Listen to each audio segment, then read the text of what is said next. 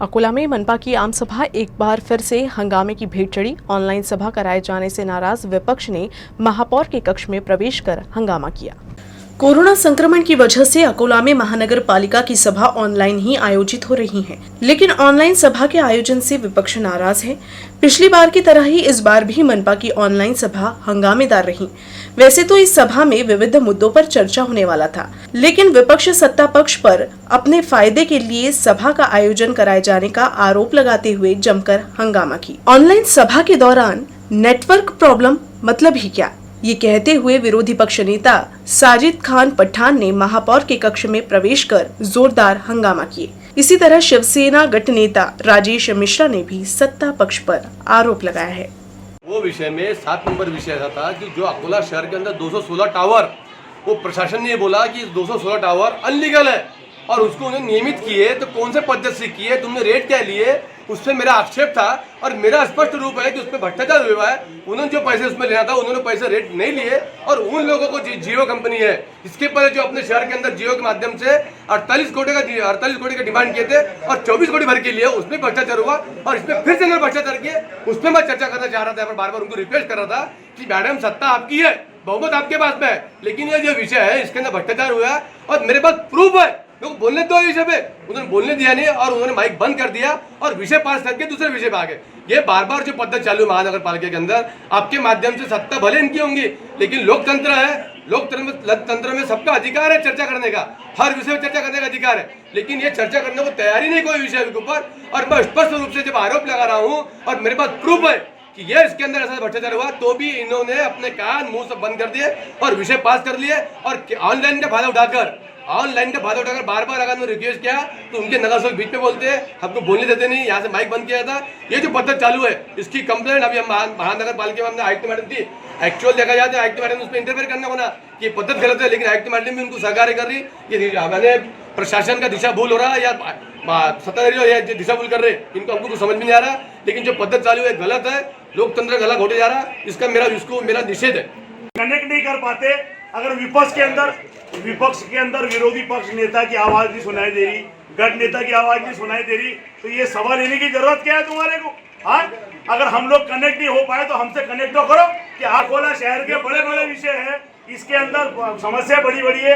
अगर विपक्ष में बैठ के तुम विपक्ष वालों की आवाज नहीं सुनेंगे तो सत्ताधारी तुम कर क्या रहा है यहाँ पे? और यहाँ प्रशासन आके मूंद रहा है, यहाँ नई कमिश्नर भी है, नगर सचिव भी है, उनकी हिम्मत नहीं है बोलने की कि विपक्ष कहीं नजर नहीं आ रहा, तुम अपनी मर्जी से विषय पास कर रहे। अगर ये सत्ताधारियों के साथ में अगर प्रशासन मिलता है तो सत्ता के साथ में प्रशासन की भी ईंट से ईंट बजाएंगे और सबको अपनी औकात दिखाएंगे। अगर मीटिंग हमारी मर्जी से नहीं चलेंगी तो लात मारेंगे और झगड़ा करेंगे। ये चेतावनी है मेरी पूरी सत्ताधारियों को, प्रशासन को। अकोला महानगर पालिका ने नागरिकों से बकाया कर जल्द भुगतान करने की अपील की है। महापौर अर्चना मसने ने नागरिकों से शहर के विकास में अपना योगदान देने के लिए कर भरने की अपील करते हुए अभय योजना का लाभ लेने की बात कही। अकोला शहर में बहुत से नागरिकों ने मनपा का समय पर कर नहीं भरा है, इससे शहर में विकास कार्य प्रभावित हो रही हैं। अकोला शहर के सर्वांगीण विकास के लिए नागरिकों से कर भरने की अपील की जा रही है। मनपा प्रशासन ने अभय योजना की अवधि बढ़ाते हुए नागरिकों से कर भरने की अपील की है।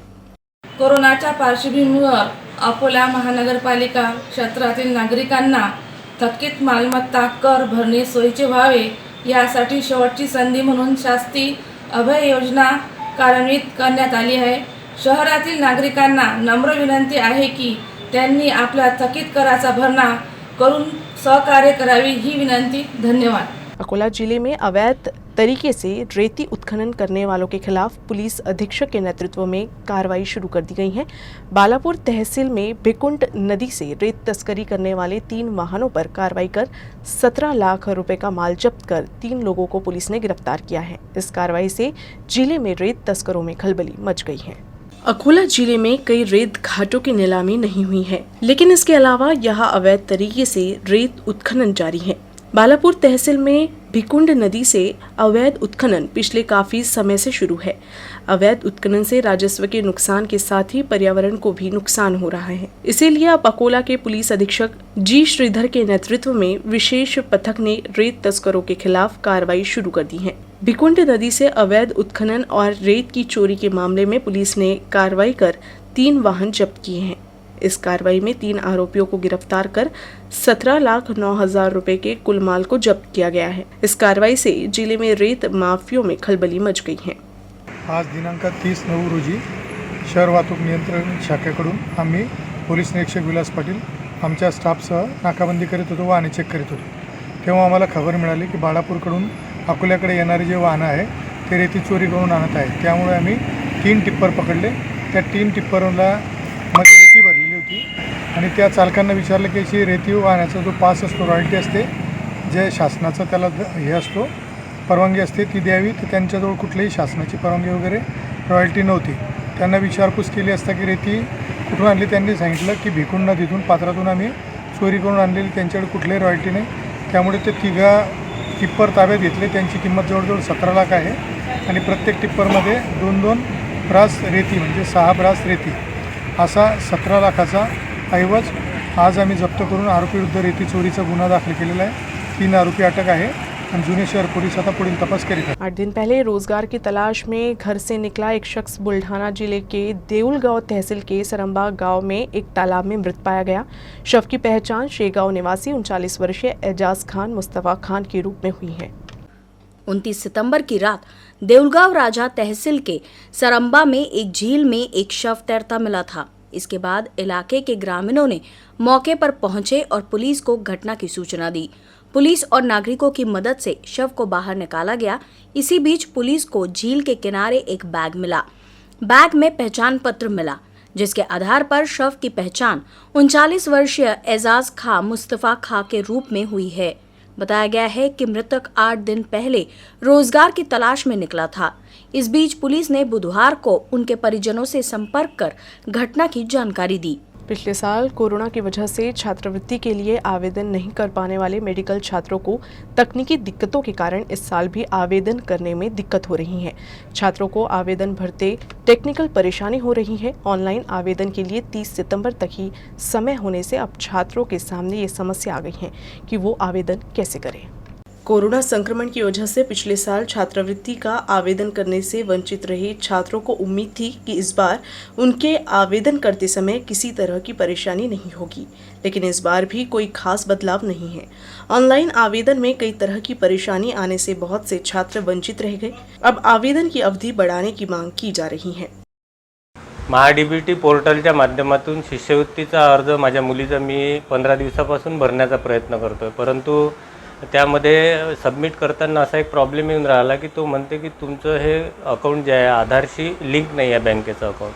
परंतु आताच मी या ठिकाणी थंब देऊन माझ्या मुलीचे पैसे पण काढले, सोबतच बँकेशी संपर्क केला, परंतु असे एररमुळे आज शेवटचा दिवस आहे आणि हे विद्यार्थ्यांचं जर असंच शिष्यवृत्तीचा अर्ज सबमिट नाही झाला तर त्यांच्या शैक्षणिक आयुष्यामध्ये अडचणी निर्माण होऊ शकतात। परंतु शासनानं याकडे लक्ष देऊन हा जो प्रॉब्लेम आहे हा सॉल्व केला पाहिजे। स्कॉलरशिपचे फॉर्म भरणं चालू आहे। त्यामध्ये विद्यार्थ्यांचे फॉर्म भरत असताना आम्हाला एक प्रॉब्लेम असा येतो आहे की ज्यावेळेस आपण स्कीम सिलेक्ट करतो आहे आणि ती स्कीम सिलेक्ट केल्यानंतर विद्यार्थ्यांचं जे आधार कार्ड आहे ते त्यांच्या बँकेच्या अकाउंटशी संलग्न म्हणजेच लिंक केलेलं नाही आहे, अशा प्रकारचा सगळ्यात शेवटी एक मेसेज येतो आहे।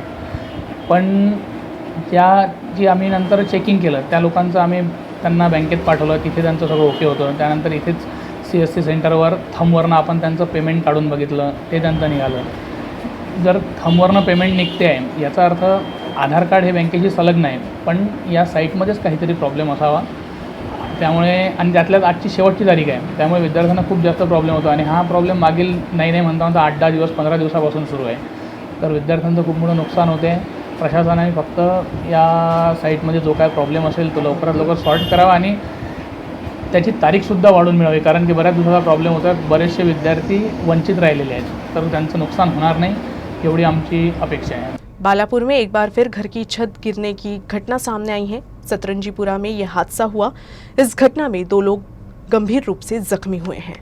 बालापुर शहर सतरंजीपुरा रहवासी उमर खान माले खां अपने घर में सोए हुए थे। बीती रात अचानक घर गिरने से उमर खान माले खां और उनकी पत्नी छत के नीचे दब गए थे, जिसके बाद आसपास के नागरिकों की सहायता से दोनों को बाहर निकाला गया। वहीं उमर खां को हाथ पांव पर अंदरूनी चोट आई है। नागरिकों की सहायता से उमर खां को बालापुर के प्राइवेट अस्पताल में उपचार के लिए ले जाया गया।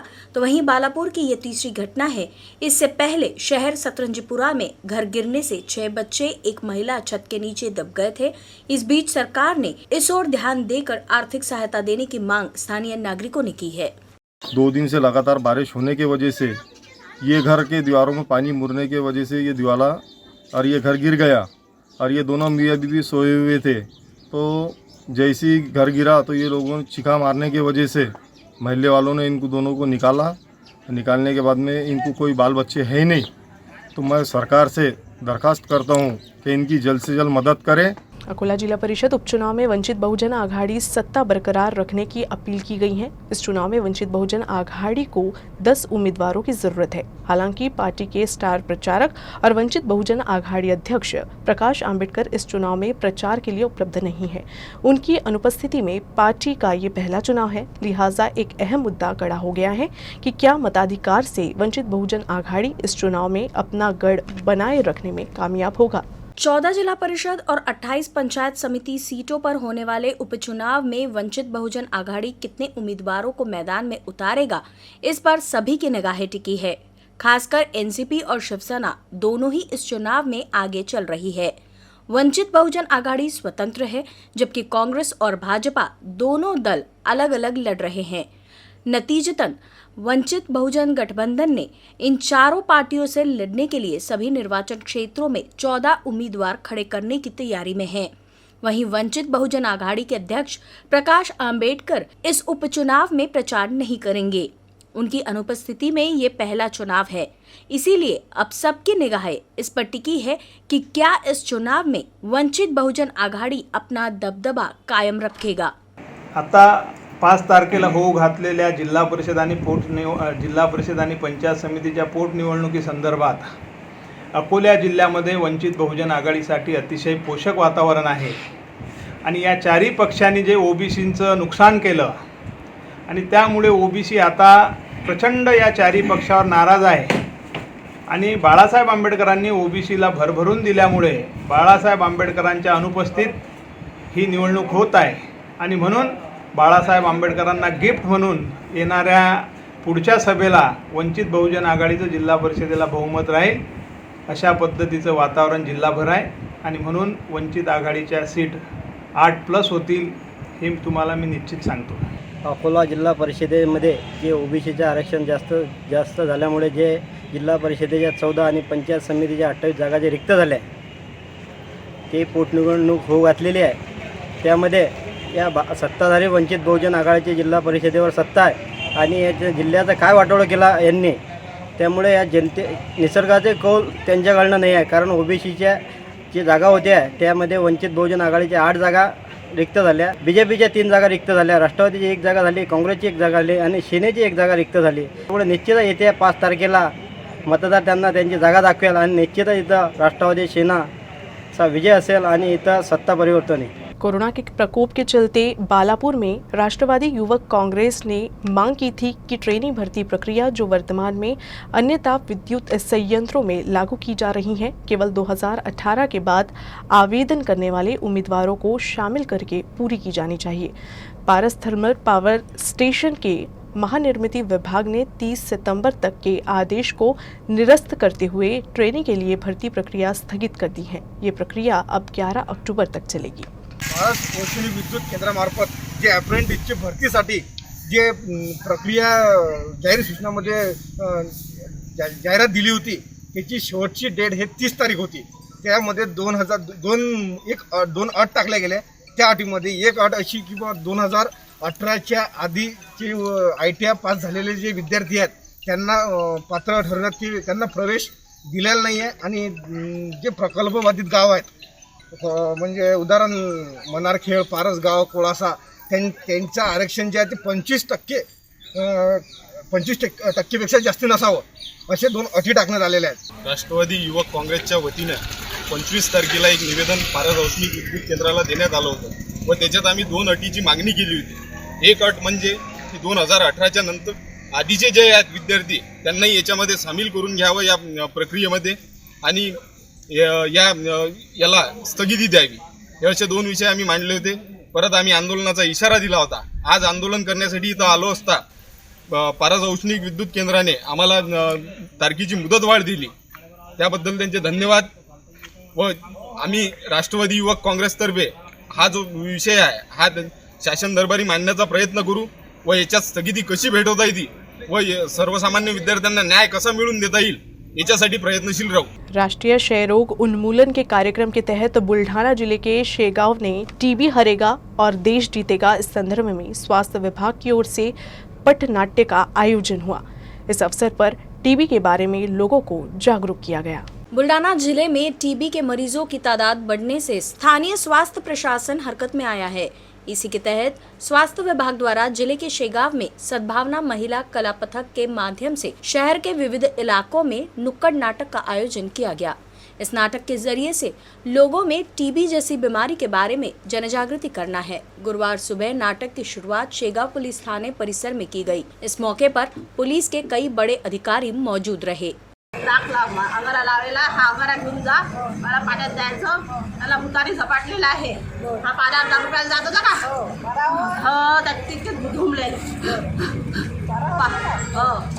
5 दिवसांनी आला की काय जाण मग मला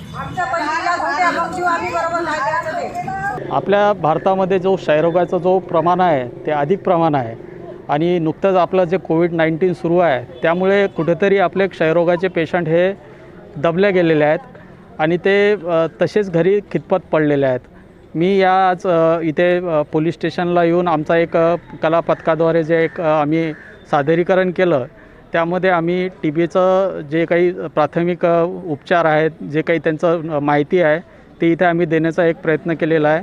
यामध्ये आमच्या सर्व एक पथक आलेलं आहे, सद्भावना पथक आलेलं आहे आणि यामध्ये आम्ही टीबीचे लक्षणं, त्याचा उपचार आणि आमच्या सरकारी दवाखान्यामार्फत जो काही एक त्यांना पोषण आहाराचा जो भत्ता दिला जातो आहे त्याबद्दल आम्ही त्यांना माहिती सांगत आहे. आपल्या शेगाव तालुक्यामध्ये सध्या 100 पेशंट हे उपचारावर आहेत आणि ते योग्यरित्या उपचार घेत आहेत. शासनातर्फे त्यांना आपण दरमहा 500 रुपये महिनाही त्यांना पोषण आहारासाठी देतो आहे.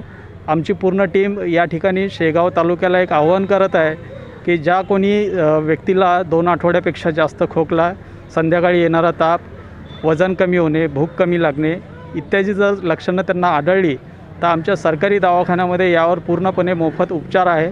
आपण या सेवेचा लाभ घ्यावा. तसेच आमच्यासोबत आमचे तालुका आरोग्य अधिकारी डॉक्टर घोंगटे सर यांच्याही मोलाचे सहकार्य लाभलेले आहेत आणि ठाणेदारांचे मी एक आभार मानतो की त्यांनी आम्हाला इथे एक प्रोग्राम घेऊन एक चांगली आमचा समाजामध्ये एक पुढे क्षयरोगाचं माहिती ठेवण्याचा एक प्लॅटफॉर्म दिला. न्यूज़ रूम से बस इतना ही। खबरों का सिलसिला यूं ही चलता रहेगा। आप देखते रहिएगा UCN न्यूज़ अकोला।